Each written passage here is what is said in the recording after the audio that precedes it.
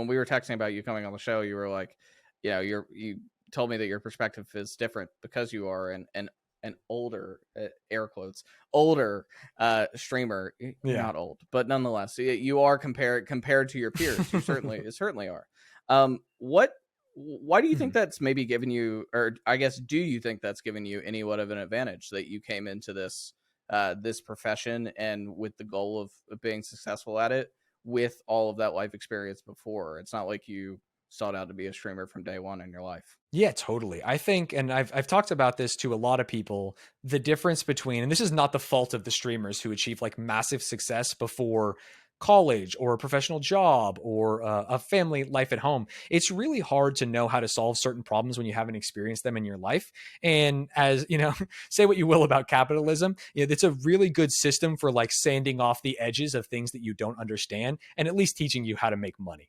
And so I had spent, before I was a full-time streamer, I mean, I was 28 years old when I really started committing to content, somewhere around there. And I had done cold outreach and sales. I had helped develop development projects for gaming companies. I had done a lot of things, and I had a lot of perspective on at least, or lenses, I should say, with which I should view my success in content creation. And so when things went well, I understood why. When things went poorly, I at least had ideas for things I could try. And I know that can be really difficult for young streamers who are emulating, people they watch, and I'm making content just like this. Why isn't working? Or I don't understand why I feel this way, or I'm not happy. I saw like a thread, I can't remember who it was.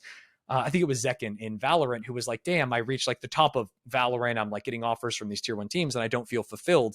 And it's like, those issues can be very hard for anyone who reaches the top before having a little bit more life experience. And one of the values of Offbrand is that theoretically we can offer that like little bit of splash of cold water. Don't worry, we understand the wheres, the whys, the hows, and we can help get you through these moments. I mean, no streamer's ever... the first time a streamer has to invoice, it's like Greek to them, right? They're like, okay, wait, I invoice you. What does net 30 mean? We've at least knew what those things were and found ways to get it done. Have to have a driver's license to set up payment for things. Yeah, that's really interesting. I mean, what seems like quite basic stuff is not to many. It is very complex. So I empathize with that. Yeah, and I don't blame them at all, because they're making so much money at 16. They're dropping out of high school. They're doing, whether it's esports or traditional content creation, and there's no one out there teaching them these things. And a lot of the people that do reach out to them or say that they can help them, unfortunately, there's like a lot of predatory people in the industry. It's similar to Hollywood, not necessarily like predatory in the way that maybe Twitch viewers are thinking right now, but in terms of like signing bad contracts or missing out on a lot of the value you provide as a content creator or esports athlete that you should retain.